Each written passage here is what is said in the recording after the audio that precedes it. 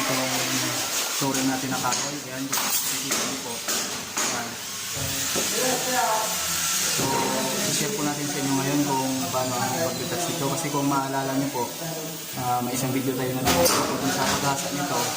Kung mapapansin niyo dyan, nakalagay po dyan sa taas ng screen natin. Ayan, kung mapapansin niyo, malaki po yung mga siwang nito, yung touring natin. Ayan, malalaki po yung siwang yan. So ngayon po, i-share po natin sa inyo kung ano po yung ginamit natin dyan sa pag-retouch. Paano po mga kadigma. So ayun po mga kadigma, kung mapapansin nyo po yung touring natin na kahoy, ayan. Nakadaan naman po natin ng number 26 na liha to. Ayan, so sa gaya ng nasabi natin sa inyo, may video tayo nito na kung saan malalaki pa yung siwang nito tsaka nakaumbok pa. O sa ngayon po, napapansin niyo pantay na siya. So dahil po yan, dahilan po yan dahil dun sa napadaanan na natin ng grinder na yun na DIY din. Tapos number 36 po yung ginamit natin dyan na liha. Kung mapapansin niyo po, yung gap niya, ayan, so yan yung mga gap niya po, malalaki po yan. So yung iba naman, kung mapapansin ninyo, hindi na masyadong mahalata. Ayan, ayan, ito po, gap niya po yan. I-share po natin sa inyo ngayon yung ginamit natin dyan na pang filler dun sa mga gap niya, kumbaga yung magiging grout niya pag sa tiles. Ayan po. So kagaya ho niyan, itong mga kahoy kasi natin na itong mga putol-putol to. Yan, kung mapapansin ninyo. So ayan po, i-share po natin sa inyo yung ginamit natin dyan na pang filler niya, o yung pinaka-grout niya para mawala po yung siwang niya. Ayan, ito yung ginawa din natin dito sa hagdan. Yung tulong niya, nilagyan natin nun. Sa iba ko kasi yung ginagamit nila dito epoxy. Ayan, hindi kayo yung ordinary lang na stick wheel. So ang nangyayari pag tumagal, bumibitak po siya mga kadigma. Pangit po kapag napinis na natin. So yung sa atin ito, itong isang tong step dito, ayan, kung mapapansin niyo yan, yung unang step natin dito sa second floor, may dugtong din ito. So yung dugtong niya ito, yan. So ang ginamit po natin dyan na adhesive yung wood glue, halos 2 months na ito. So wala tayong nakikita dito, gawa nga kung matibay yung wood glue na ginamit natin dyan. Kasi yung unang ginamit dito sa steps na to, kung malala nyo, epoxy lang. So nung nilapat namin bumitak. So ito, kami na rito ang nagdugtong. So wala pa siyang bitak hanggang ngayon. So almost 2 months na yata, wala pa rin siyang bitak. Ayan, pansin nyo ito. So ito po yung ginamit namin dito sa mga kahoy natin sa second floor. Itong mga dugtungan nito, ayan po yung ginawa nating filler. So isi-share po natin sa inyo ngayon yung paggawa nito. So kailangan lang po natin nung pinaglihaan nito mga kadigma. Ayan, kung makikita nyo, ito po yun. So kailangan lang natin ito, yung pinaglihaan nitong kahoy natin. Kumuha tayo nito, mag-ipon tayo. Nakakuha na po tayo niyan, haluan na po natin yung wood glue natin. Ayan, ito po yung ginamit natin dito na pangalan. Ayan, Pioneer po, wood glue. So baka naman dyan. So matibay po siya mga kadigma. Ayan. So inaluan na natin yan, nandyan. Ayan siya. So kontrolin lang po natin yung kaya natin gamitin para hindi naman masayang. So lagyan lang po natin ng konting tubig mga kadigma para hindi siya masyadong mahirap haluin. Kailangan i-mix natin siya ng gusto.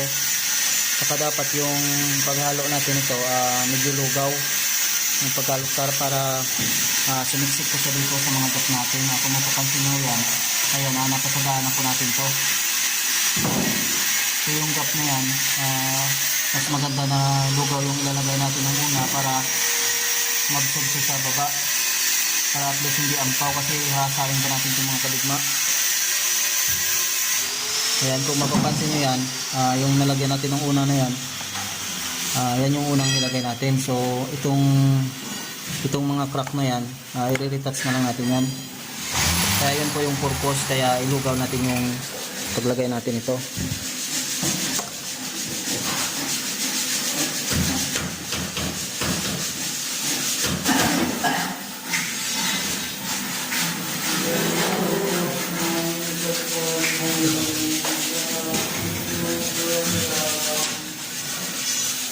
So ayan po mga kadigma, nakapaghalo na po tayo. So ganito po yung magiging kanya, sura niya kapag hinalo natin. So kailangan na medyo malabnaw po siya para sumiksik siya dun sa ilalim. Kasi pag hindi po malabnaw yung ilalagay natin, ampaw po yun mga kadigma. Wala ding silbi yun kasi pag inasa natin magka-crack lang yung area na kung saan pinahid natin to. So wag po kayong mag-alala na hindi po kakulay ng kahoy natin. Kasi po ito, pag natuyo po, kung ano po yung kulay nitong nilagay natin na alikabok nung pinagkasaan natin, ganun din po yung magiging kulay niyan kapag natuyo. Ayan. Ayan po, katulad po nito mga katigma, ayan po yung magiging kulay niya. So kailangan malabnaw yung halo natin para sumiksik siya doon sa pinakailalim ng kahoy natin, para at least hindi basta-basta mag-crack. Ayan, so papahid po natin itong mga katigma. Ayan, doon sa mga area na kung saan may lubog pa katulad nito. Ayan, katulad nyan. So dyan natin ipapahid yan. Kapag na-retouch po natin lahat ng mga area na kung saan may ampaw po mga katigma, yung hindi po napuno, ayan. So tsaka po natin lihay ng number 100 na liha ito mga kadigma, para sa final nya. So ayan, kung may mga project po kayong kahoy na sahig, so mas maganda po yun yung ihalo nyo para sa mga dugtungan mga kadigma. Malabnaw, tsaka kailangan makasiksik talaga siya para iwas crack. Matibay po yan na glue mga kadigma. Ayan, Pioneer wood glue. So yan po yung pinahid natin dito sa agda natin. Yan, kung mapapansin nyo, nire-retouch na rin natin ito. Ayan.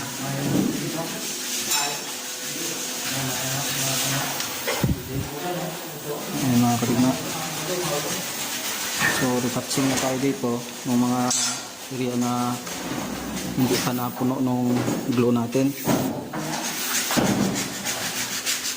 Ayan po mga kadigma, pag natuyo na po itong nilagay natin dito, bukas padaanan natin ang grinder na may liha na number 100 to para mapinis na siya. Saka yung pintor, sila na magpadaan ng number 120 na liha sa final niya, finishing.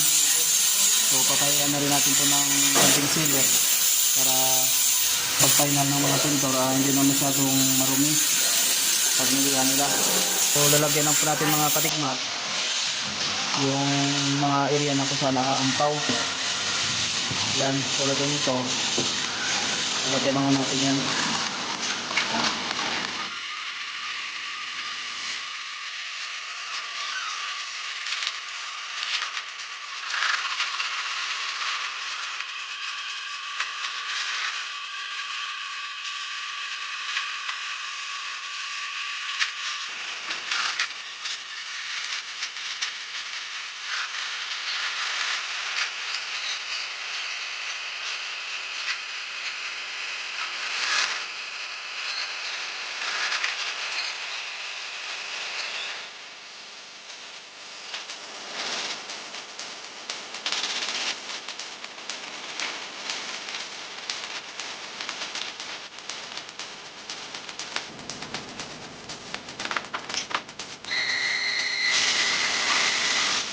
kadigma, kung mapapansin niyo po, madaling matuyo yung pinaid natin. Gawa ng lugaw. Gawa ng kung basa yung wood na inalo natin. So kanina po, kung mapapansin niyo yan, kulay puti po yan. Yan, ito diba, kulay puti yung kanina. Ngayon po, unti-unti na po siyang nagiging brown. Yan po yung sinasabi ko sa inyo. So hintayin po na natin matuyo ito lahat. Tapos pag natuyo, check natin ulit kung may lumubog pa, kasi sigurado may mga lubog pa na area yan. So ulit-ulit lang po yung proseso hanggang sa mapuno siya. So kapag sigurado na po natin puno na yung lahat ng ikot natin nung glue, pinaka-filler natin, so tsaka na po natin siya sain ng number 100 na liya. Tapos isi-sealer natin para kung sakaling kasi marami pa tayong mga tao dito, hindi pa makapag-finish, para kung sakaling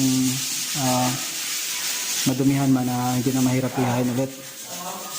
So ayun mga kadigma, hintayin muna natin matuyo to, tapos lilihain na natin. Check natin kung may lubog pa bago natin lihain. Kung mapansin nyo, tuyo na yung nilagay natin kahapon. Ayan. So ngayon po, since tuyo na ito, kaya na po natin yung number 100 na liha. Ayun, gamit po natin yung vacuum na yun, sain natin ito para ma-final na malinis. At papahiran na natin yung sliding sealer para kahit madumihan, hindi na siya mahirap lihain. Ayun mga kadigma, so samahan niyo po kami mga kadigma, sain natin ito. So gagamitin po natin itong mga kadigma, yung malaking grinder natin sa pag-asa dito. Tapos sa number 100 na liha.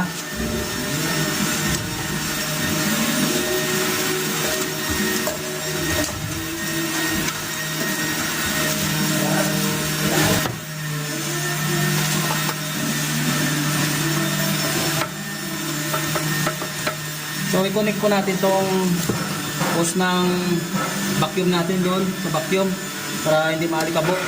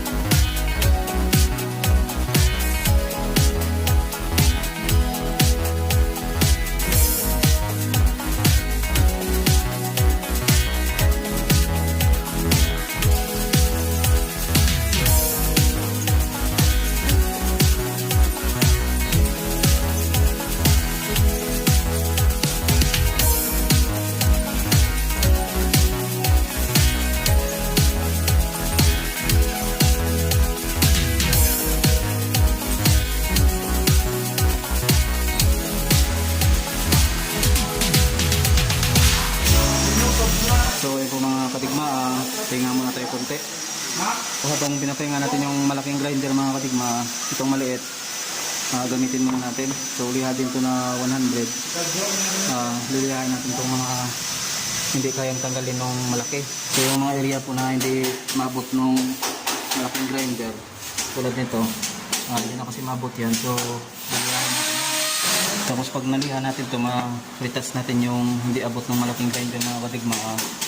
Padaanan pa natin ito, itong electric sander natin para makinis siya bago natin tahiran ng sanding sealer. So samahan niyo ulit ako mga kadigma.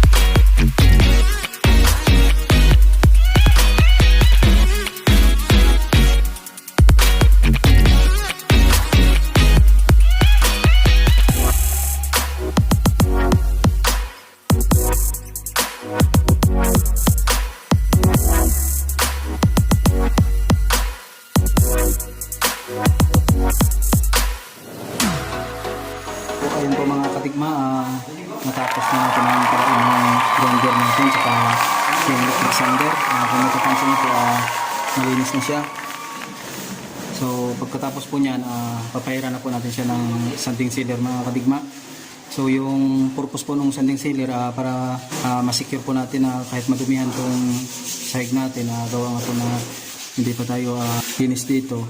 So madudumihan yung kahoy natin. So yan yun po yung purpose nun, para kung sakali pag nagliha na tayo, hindi na masyadong makapal yung lilihain natin.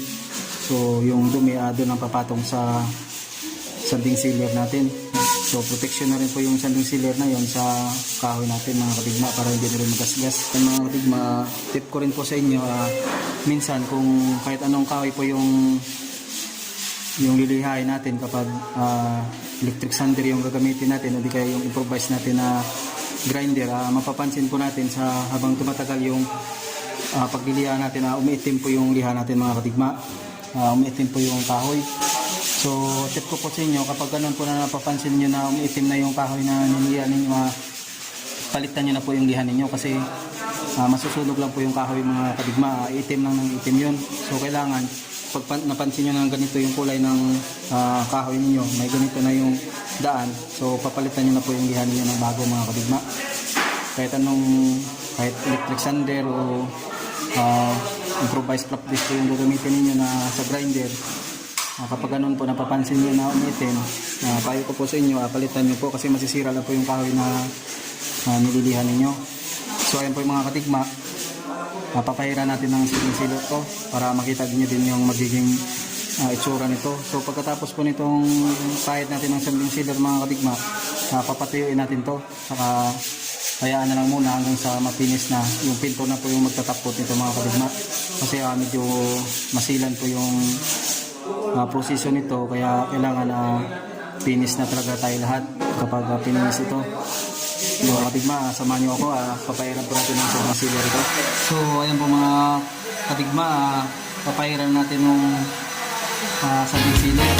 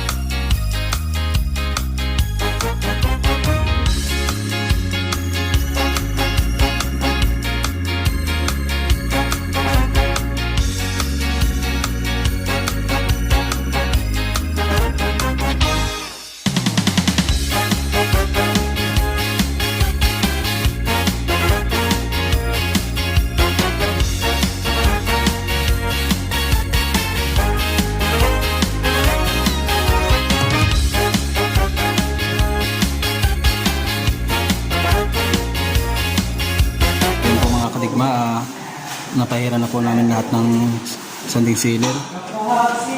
Ayan. So may protection na po yung kahoy natin. So pasensya na po kayo kanina, medyo madilim po, gawa nga po na yung ilaw natin ay ginagawa ng electrician natin kanina. So madilim. Ayan. So gumagawa pa kasi sila doon na kinukunik nila yung wirings doon para magkailaw na. So na-request lang natin na pailawin muna para at least makita nyo yung magiging itsura ng kahoy natin. Ayan po, patuyo po yan, okay na po yung kahoy natin, may protection na. So hintayin na lang ho natin na mag-finish tong area na to, yung hallway natin, bago yan ay pipinish na rin ang pintor natin, tatap coat na. So yun po mga kadigma, okay na tayo. So tatapusin na po natin yung video natin. Maraming salamat po sa inyong panonood, at huwag po kayong magsawang suportahan yung ating munting YouTube channel. Sa mga bago po dito sa ating munting YouTube channel, pindutin nyo po yung subscribe button para maging updated po kayo parati sa mga video na gagawin natin. Huwag nyo rin po kalimutan na i-click yung bell mga kadigma. So maraming salamat po ulit. Makulit po kayong kaalaman sa video na ginawa natin ngayon.